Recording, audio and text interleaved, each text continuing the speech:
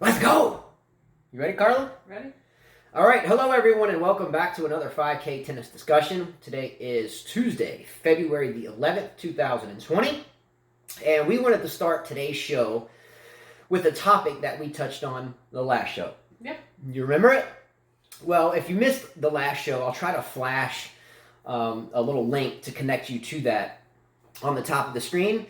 But the topic we had on the last show, and I think the topic actually, it wasn't even planned. We just somehow ended up discussing. Yeah, it was not even on the title.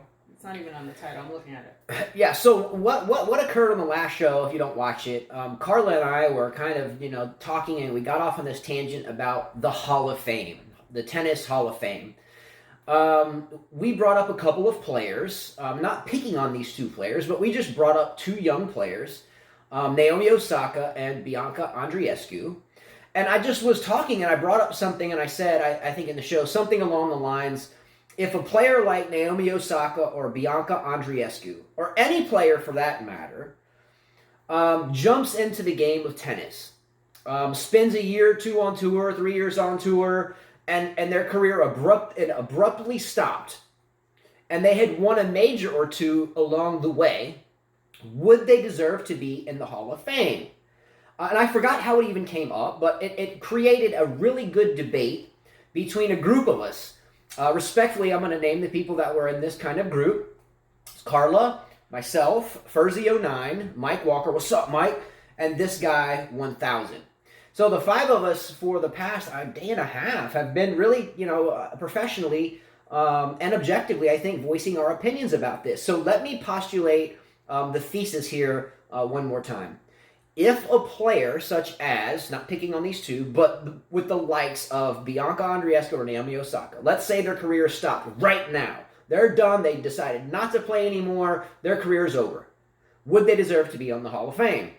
Now, before we debate, we all debate in comments, I want Carla to read a couple of nuggets that kind of started this debate off. Let's start it with the guy I agree with, and that's this guy 1000. Read this guy 1000's comment after the last show. Well, first of all, he said he got stitches from laughing so hard. You and I going back and forth. Oh, I think he said he got stitches laughing so hard when I looked at you crazy. Yes, he said Justin's reaction when Carla mentioned Bianca for Hall of Fame had me in stitches. Andreescu. I didn't mean to. I don't agree that she should be in the Hall of Fame. Let's just get that straight. Her career is too short still. He says, I think if either her or Naomi's career stopped right now, then surely they can't make it to the Hall of Fame. Otherwise, it's not a serious thing. Then you might as well throw in Ostapenko, Stevens, or hell, even Gaston Gaudio, since they all won slams. Good knowledge drop on Gaston Gaudio, by the way. Now compare these players to someone like Petra Kvitova, who's won 2 slams like Naomi, but has had several years of excellence on the tour in contrast of Naomi's 1. Hall of Fame has to mean more than just winning a slam here or there. That was his nugget. Okay, now, before I tell you how much I agree with this guy 1000, let's switch gears and read one or two maybe even of Mike Walker. Mike Walker, New York. You guys are New York, so you guys are two peas in a pod. Let's go. I love this debate. Love it. But let's read a couple of his. Michael Walker says, Naomi Osaka is already in the Hall of Fame. Won 2 majors and been number 1 in the world. Stevie Wonder can see that. Sorry, but it's very difficult to win a major here and there, and if you do, you're automatically in the Hall of Fame. You can't change the rules now. Wasn't Tracy Austin automatic in the Hall of Fame after winning 2 at US Open and being number 1 in the world? You don't need a resume of years of consistent great tennis to enter the Hall of Fame. You should, and we're going to read Furzy09's too. You should, and this is the dilemma here.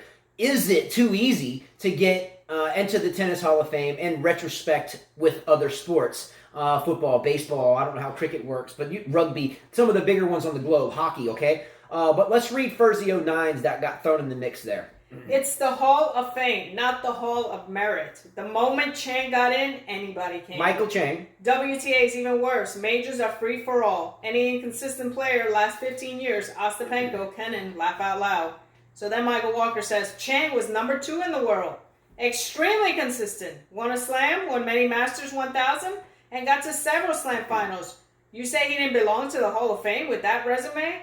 His over her resume is pretty impressive. In the Hall of Fame is pretty impressive. I agree with him. Michael Chang. You should not even put that name in that category. Yeah. So okay. Let's rewind. Start from the beginning here. Let's make an example of another sport. Okay. I'm a huge sports fan. I know a lot of you are out there. I mean, I'll be talking football with whether it's Mike Walker or V-Dog or this guy. We talk sports. That's what we do. This is a sports show. Okay. This isn't a swimsuit show. This is a sports show. Okay, two athletes talking to fans and other athletes. This is a sports show. In your face. Now let's look at NBA basketball. Okay, if Zion Williamson, who, if you don't know, is a really talented young man. He's playing now for the Pelicans. He blew out his knee, came back from surgery, whatever. God bless the guy. I hope he does really well. I can't wait to see more from him. But let's just say that this year, Zion Williamson comes in as a rookie and wins an NBA championship, and next year decides not to play. And he's done. One and done. Does he deserve to be in the NBA Hall of Fame with the likes of Jordan and Kareem? Geez, the list goes on. I think you can't compare tennis to the NBA or ML. What is it? ML. Major League Baseball. Major League Baseball or football. You can't. It's a bit different. I think it's a bit tougher to get in there. And you mean in real sports where it matters your fight and your integrity and your grit and willingness to battle for a lot of years and not just two? Well, listen, the rule is for the Hall of Fame, tennis, it says you must have won, as a singles player, you must have won at least 3 major single titles. And not Grand Slams or not majors? Grand Slams. So, at least 3 single, which she has, and was world number 1 for at least 13 weeks, which she has not. Or won at least 5 major single titles. All right, so let me tell you a few statistics, by the way, about some of these players that got into this debate. Tracy Austin, by the way, has 30 titles. Was the youngest person ever to win a major. 2 of them. She won 2 U.S. Opens, but she won one at 15 years old. She had a catastrophic car accident, chronic injuries, etc. But she was in the game for 6 years, 6.5 years, something like that. Her career record was 335 wins to 90 losses with a 78.82% winning percentage. Naomi Osaka, career record 222 and 132, so about half the matches. Well, she's played less time. That's what I'm getting at. So 222 and 132, which isn't the best record. That's a 62.7% winning percentage with 5 titles. We know 2 of them are majors. Okay? Respective. But like this guy 1000 said in his comments. So any John Doe schmo could come in and win 7 matches at a young age and just, okay, they won a major. They're in the Hall of Fame. That's bullshit. That's horse shit. So for me, a student of all sports, you're telling me, let's look at football for a second. Let's look at football. I love Lamar Jackson for the Baltimore Ravens. He's a vibrant energy. He's a rare talent. So you're telling me if Lamar Jackson would have made it to the Super Bowl this year and won the Super Bowl and he decided, man, I'm out. My family said, I'm good. Let's go. I'm done. You're telling me Lamar Jackson should be in the Hall of Fame? He's 22 as well, 21, 22, right? Been in the league 2 years. Well, you said that their career stopped abruptly. Well, same for him. What about if an accident happened to... I'm not saying that's... I'm saying for him, too. You got players like Michael Steve, who won 1 Grand Slam. He was never number 1. He was number 2. Michael Steve, do any of you guys remember him? Any of you guys? And he's in the Hall of Fame. Okay. So you're telling me Osaka doesn't deserve to be? This is the dilemma. You got Yana Novotna won 1 slam, and we remember her for crying. Could have won another one. She's in the Hall of Fame. So maybe the dilemma here isn't necessarily should they or will they be or would they be in if their career stopped today, but it should be should they be, and maybe further than that, maybe tennis should look at the criteria for being inducted into the Hall of Fame. I know for a fact that even with the likes of Lamar Jackson, Zion Williamson, if they won championships and they decided to quit, after being in a couple of years, synonymous with Osaka and Andreescu, synonymous. Andreescu shouldn't even be in the conversation because there's many ones. There's Sloane Stephens, like somebody said. But didn't you just say Yana Novotna won 1 and she's in? Yeah, but she was a double specialist. And she probably, I mean, she played for a long time. She played for a long time. And not only that, I mean, she died too, so don't forget that. Yeah, so, and let me... No, well, she was inducted before she died. So. And let me mention Andreescu's career record, by the way. Andreescu shouldn't even be in this conversation. But she was in it in our last show, coming from you. No. Yes. I messed up on that. Osaka definitely deserves to be in the Hall of Fame. I disagree with that. Okay, so let's think about this. Let's think about some of the people that are in Hall of Fames of sports. Let's just mention a few. Let's just talk about tennis. I mean, you've got Sabatini. Yes, she played for a long time. Sabatini played for years. And Lina won 3, right? Did she? Lina won 2. I thought Lina won 2.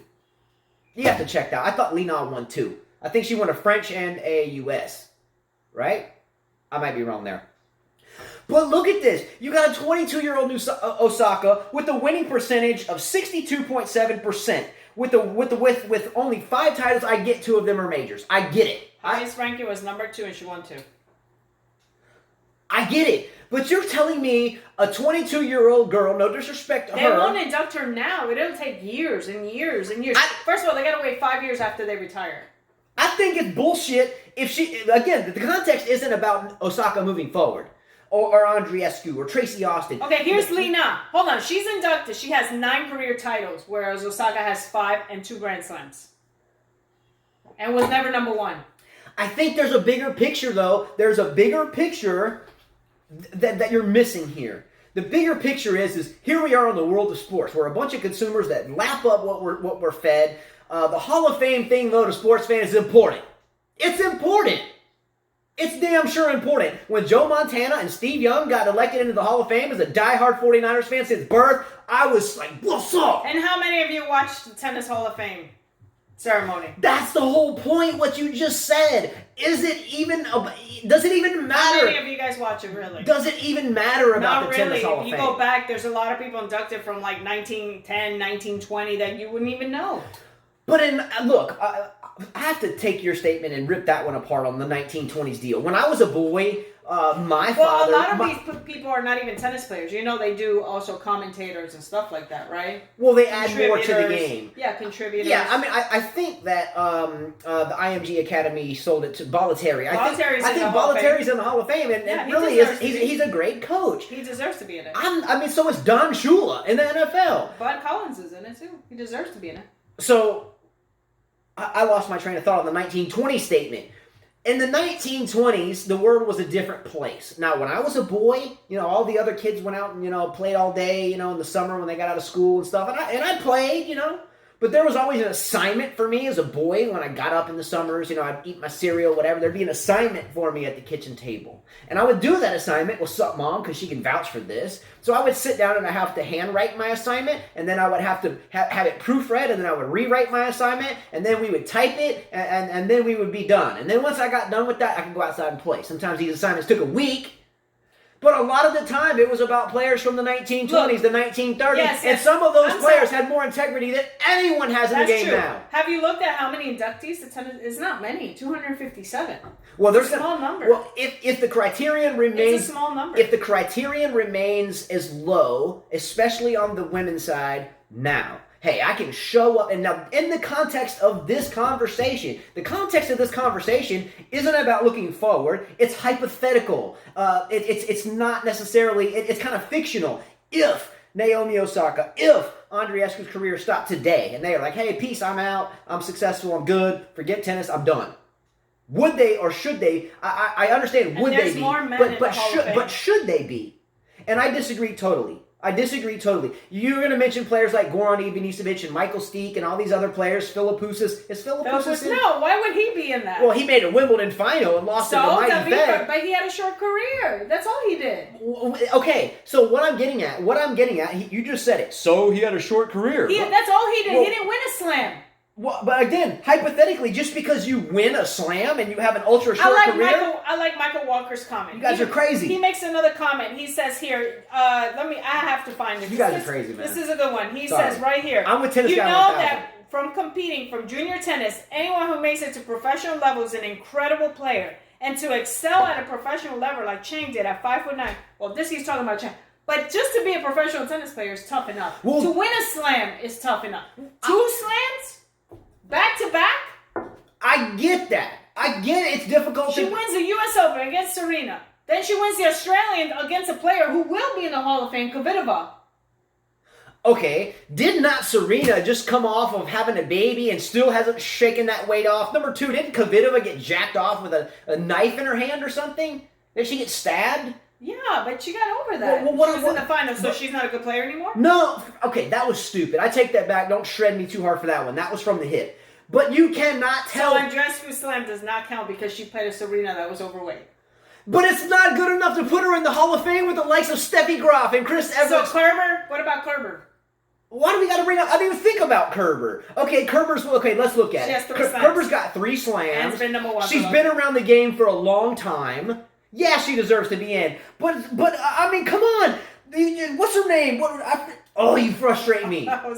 Osaka, she's a spring chicken. She's a 22-year-old. She shows up out of nowhere. She wins a couple of slams. Okay, she rolls off 7 matches. Man, Michael Walker, it was that easy just to win 2 slams. It was easy to win the U.S. Open. It was easy to win the Australian Open.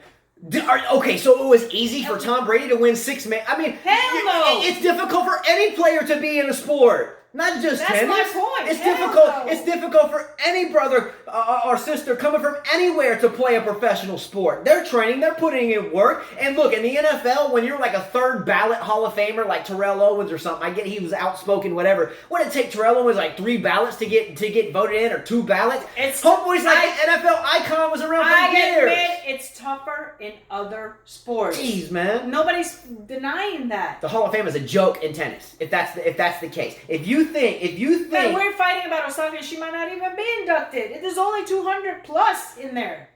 All right, I'm going to change gears in a sense, but if you think being a 22-year-old throwing a couple majors on the board and then getting bageled on clay and you like, oh, my mind wasn't even in it. I don't even know what was going on. My mind wasn't there. And I've been like, get lost. If I was like, get out. Get lost. I think if Nirvana go hang out with your rapper boyfriend. Hall of Fame, 2 majors, get bageled in clay, a little bit longer. Rapper boyfriend, at least she's cry, whatever. You gonna tell me I should have Naomi Osaka right now if her career stops in the same hall as Steffi Graf? No, I mean you just said it. Steffi Graf's in a different category, but they would be in the same category if it was the Hall of Fame. Michael Stich is not in the category of Boris Becker. He's not in the same category as Pete Sampras, but he's in the Hall of Fame. And isn't that in of itself wrong? I'm not the one voting. Look. What? He's getting too excited here. I'm just saying, man. I bleed this game, and I bleed all sport. I'm an athlete. That's what I do. Shaking off a ruptured patellar tendon, I'm still ready to go. And you're going to tell me I got to put a 22-year-old girl in this fictional conversation that came in, reeled off a major. As soon as she did that, she's rapping with homeboy somewhere, and gets bageled on clay against a 156 ranked player or whatever it was. I got to put her in the same category. Mike Walker says one more thing. He says, bottom line is that if you won 2 majors and you made it to number 1, you're always Hall of Fame material. Because how many players have made it to number 1, the WTA computer, and won a slam? Who hasn't made it to the Hall of Fame? The answer is 0 for a reason. All right. I'm going to give Mike Walker a win on that comment because he's right. However, maybe the whole hall of however it works in tennis should look at their credentials for entrance. And like Michael Walker said, and I love this guy, New York people, they don't play. But he made a good comment, and it just registered to me what you read a minute ago. Why you can't change the rules now. So Mike Walker is right. He is right that if they're in, then she has to be in. So politically, on paper, by the book, Michael Walker is right. Just like if whoever has the most slams is the GOAT.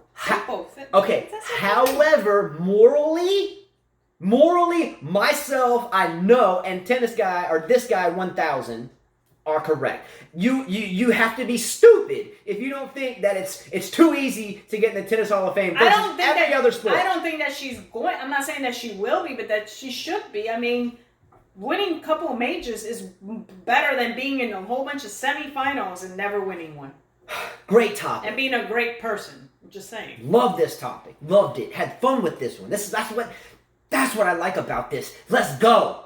I hate it when we come up with a debate and beautiful people like Mike Walker and Furzy and you and this guy 1000 come up with a good debate and it stays professional. But yet there's some hoodlums out there. We'll mention one thing and they'll start drilling into you like you're too big and strong. And you take your boyfriend for a walk. Have me on a leash. Wow. Jeez, man. That's what I'm talking about. That's why we do this show. Because of debates like that. Love it. Moving forward. Well, before we move forward to another, remember we also had to talk about Djokovic. I saw a lot of comments about Djokovic is going to win the French Open. What about Djokovic? Okay, go. That he's going to win the French Open. A lot of players, you said if he stays healthy, if he's strong, right now he looks solid. No one can beat him. You don't even think Nadal can win. There was a viewer, Gene. He mentioned you guys didn't talk. Gene Swartz, South Africa. Gene Swartz, what's up? He said you guys forgot to mention that there's going to be a roof this year, and there's going to be lights, matches played at night, which affect Nadal. We didn't talk about that. Well, Gene and guys, I wish Gene had in South Africa. This kid, and I say kid again, I'm 42, and I'm thinking Gene is like 20 and under. This kid has a good tennis mind.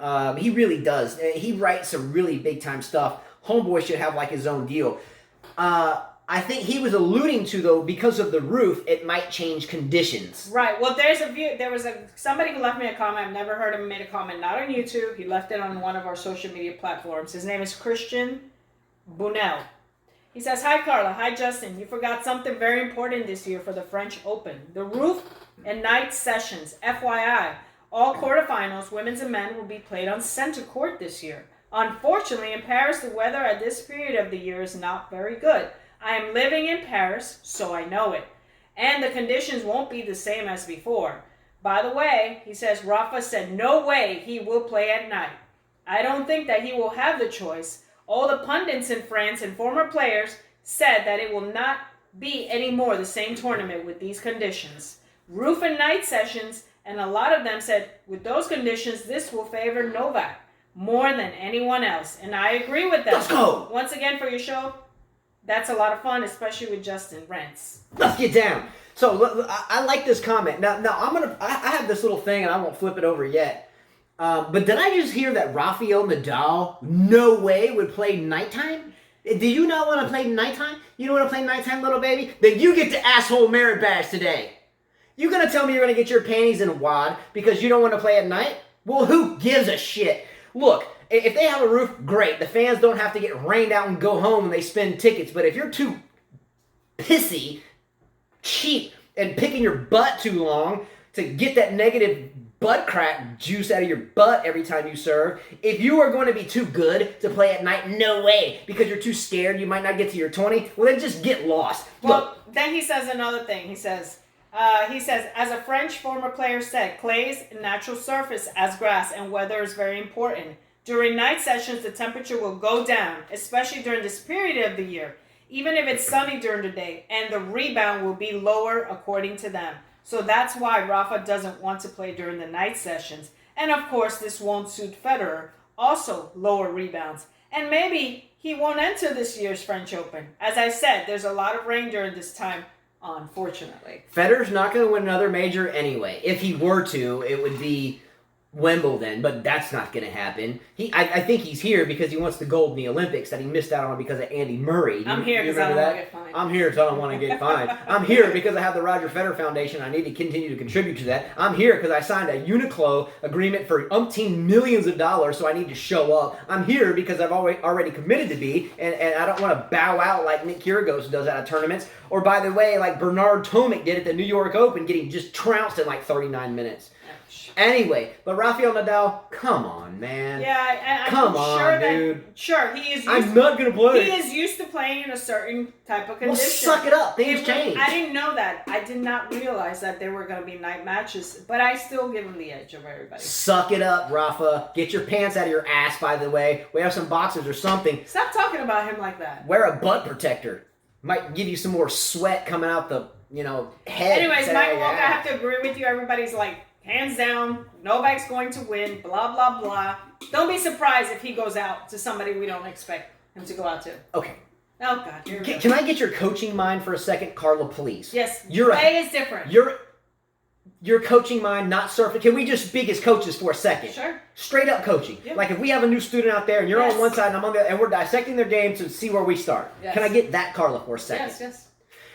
What is one of the number one things we tell students is the importance in tennis? Is it fitness, Carla? Of course. There you go. Number two, hey, if you're a player and you got... There's a lot of red clay Can I finish this? There's a lot of... No, I know what you're going to say. Can I finish it? Can I just finish my my thought? Of players that we don't hear about hardcourt, grass, that this is all they do. They play clay. They live it. I'm not asking that. Can I finish my topic, please? You Please. need to chill today. Because I'm passionate about what I'm telling you about, and you're wrong. Novak Djokovic right now. Here's a trivia. That's your opinion. Listen to me. No, is Novak Djokovic right now, outside of maybe Gal Monfils, who has no threat against Djokovic anyway, is Novak Djokovic arguably the most fit on tour, fitness-wise? Absolutely. Absolutely, right? Yes. Okay. Thank you. Ding, one side. Is Novak Djokovic right now number one in the world? Of course, yes. Which means, okay, he's got the best game. He just won the Australian, okay. yes. Okay. Fittest in the world and number one in the world. Mm-hmm. Okay, now just remember that. That's over here in corner A. A corner. Just listen to me. Is Rafael Nadal right now, as fit, as flexible as Novak Djokovic? Honestly, not because you love him. I think he has dealing with some issues, right, in the knees. So he's not. The Yeah. answer to the question is no. He's not as fit as Novak Djokovic. He's fit, but he's not as fit as him. Is Rafael Nadal right now playing the best tennis, arguably, of his life? No. No. Djokovic arguably is, and But Djokovic, he doesn't play well in hardcore. holy crap! It's You're like talking to a brick wall. No. Are you talking about hardcore?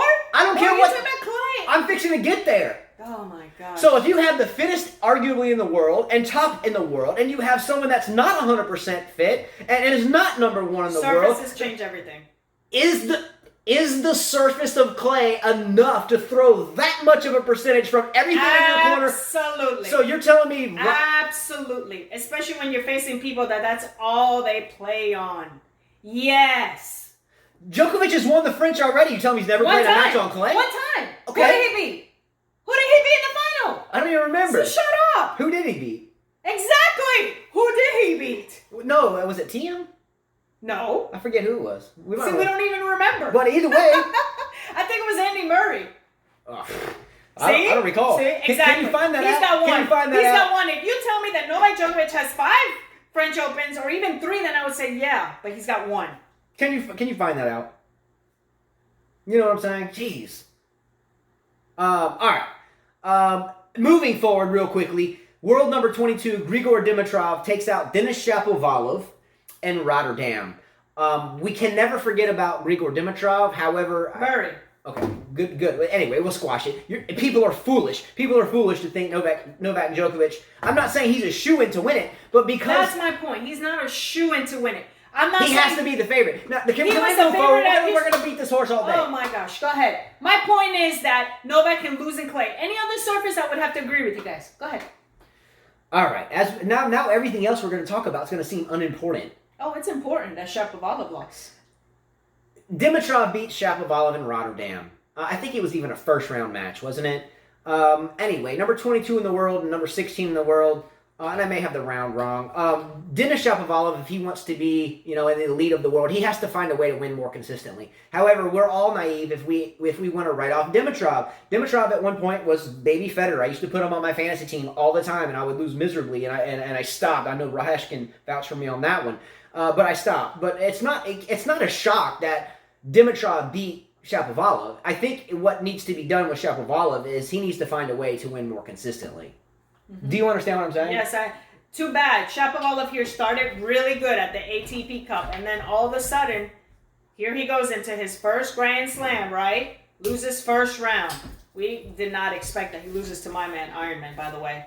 And then now here he is in Rotterdam and loses to Dimitrov, which Dimitrov Ironman being Fusovic. Yeah, Fusovic. I did say that. And now Dimitrov, who's been beatable, right, by anybody. Not a good trajectory. Not a good start to the year. Yeah. Here we go again. Yeah. We've been through this for now a couple of years with Shapovalov. Not good. Hopefully he finds a way to stop flopping open. I'm not going to get into this again. He hits the one-handed backhand. Here's the point of impact out here. I'm a one-hander. That's what I play with. Come around. I want to hit the ball here, drive through the ball, and carry the racket forward. Pull it away maybe at the end if I'm going cross court. Yeah, he hits it, boom, flops wide open. Same thing Thiem does, and the same thing why both of these guys, in my opinion, will never win a major. Yes, even Thiem won't win a major on clay. And he went down 6-3, 7-6, so it wasn't even a third set battle there. Yeah. Anyway, Shapovalov stopped flopping open for the 10 zillionth time on this show. Stop flopping open. Guess who Dimitrov plays next? What if you hit your forehand? Guess who Dimitrov plays next? What? Guess who he plays next? Felix Auger-Aliassime, who beat Struff. And that's a good win, because Struff's a quality player. Yes. Felix, in my opinion, has a lot of potential. I think even Novak Djokovic said that not terribly long ago. All right, moving forward, we had a topic a long time ago, maybe a couple months ago, that the doubles specialist Robert Farah, doubles guru, and actually won Wimbledon. I think it was with Cabal. I didn't write that. Was it Cabal? Yes, you got it right. He had failed the drug test for the testosterone kind of anabolic steroid called Boldenone. Boldenone. Let's go. We're going to get jacked. I'll tell you. Oh, Boldenone. Sharapova. What is it? Meladonium. Shoot. People getting jacked up. However, he was cleared because it was just from contaminated. And he said this. We did a show on this. We looked out for the guy. He did say that. He said he was going to fight. Yeah. We did say proven to. Again, there have been times in my life where I have been. And even you said, you're like, I don't want to accuse this guy. Yeah, exactly. When we did, I'm looking out for this dude because I like this. So we did the show originally, I forget when it was, but I mentioned that, hey, when you get insinuated that you failed a drug test and you know that you haven't, you fight. Let's leave this guy alone and let's see how the story unfolds. Meanwhile, all the rest of the media was just pounding this dude. That's too bad because he couldn't play the Australian Open with his partner. It sucks to be accused of something when you didn't do it. It sucks. This guy was provisionally suspended from tennis. It sucks when you lose your freedom for being insinuated you did something you didn't do. Okay? Good job for this guy. Sorry he had to miss the forget about just the tournament. He was provisionally suspended from the game. Yeah, it sucks. Because he was on a roll with his partner. Over bullshit. He was on a roll with his partner. I know the feeling here, and I know it way worse than that, okay? Way worse. Believe me. I won't get into that. I know the feeling, and it's bullshit. Glad you're back, bro. Glad you're back, okay? Just don't eat any more meat from places where you don't know what it's ingested with steroid-wise. You know, you like in the United States, you go to the store, you buy a chicken, like at the grocery store, for like a whole chicken that you can cook. It's like, $9 or something. But the chicken's only like 3 days old. Sucker hatched out of an egg. They jam it with steroids before you know it. Boom! It's as big as a blimp. It's got the brain of a chickadee, but it's got the body of a boom, and they tear its head off and throw it on your table. But, in South America, they or wherever, they do the same thing. People inject meat with steroids to fatten them up so you can get more food in your belly. Anyway. All right. Look, I have cleared. I still have 2 more pages to go. I'm gonna mention one thing, though, real quickly. Only because I mentioned it earlier in the show. Bernard Tomic, as we all know, the Australian player, who's always been in the limelight, freaking throwing elbows with his dad freaking dropping bombs and getting in fights. Really crazy trajectory Bernard Tomic's always had. I've always liked this game on grass, though. Okay, Bernard Tomic records yet another historic feat in tennis. Except this isn't a good historic feat. His second quickest defeat ever for himself. He lost to Go Soda. I think he's a Japanese kid, right? Yeah. In 39 minutes. In the qualies for the New York Open. Now, on last show, we were talking about the New York Open and why the likes of Kyrgios pulled out and why a lot of players don't want to play here because it's almost impossible to get there because of where it's located in New York and trains and so forth. And every person there is generally a big serving 6'11" dude pounding serves, and every match is like 7-6, 6-7, 7-6. Now you got Jack Sock in there, so that's kind of odd. But anyway, and it's played on a black tennis court. Nothing wrong with black in color in terms of, but in tennis, a black tennis court with white lines, it just throws the mind off. It makes it look like a horror house and not tennis. So anyway, I won't get into the New York Open again. It's always had bad reviews from just people that are trying to go there because they can't get there. Not about the tournament in and of itself. But it's just an odd thing. I don't know if it'll even last. Hopefully it does. But they have to figure out something logistically. But Bernard Tomic loses in 39 minutes. He only won 5 of 33 return points. 5 of 33, coughed up 4 double faults. And the last 12 of his...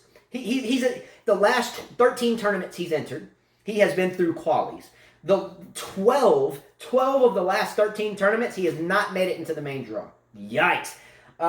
His quickest loss ever, was amazing. Amazing. This is really jacked up. His quickest loss ever was to Jarkko Nieminen. I think Nieminen, was he from Finland? I think so, yes. He was a veteran. He was a good player for a long time. He lost to Nieminen in 28 minutes in 2014. Holy. Let's go, Tomic. You're getting better every day, bro. Wow. Let's roll. Can't wait to watch your next match. Asshole merit badge. All right, that's it for today. I had a lot more to go on, but I just loved today. Just freaking loved it. You know what I'm saying? Mm-hmm. Let's roll. That's it, everyone. We have a lot more to go on, and we will be back real soon. And we'll catch up where we left off. Until next time, much love. Let's go. Vamos. Come on, come on. Let's go, Djokovic. Let's get this French done. Let's roll. Peace. Adios.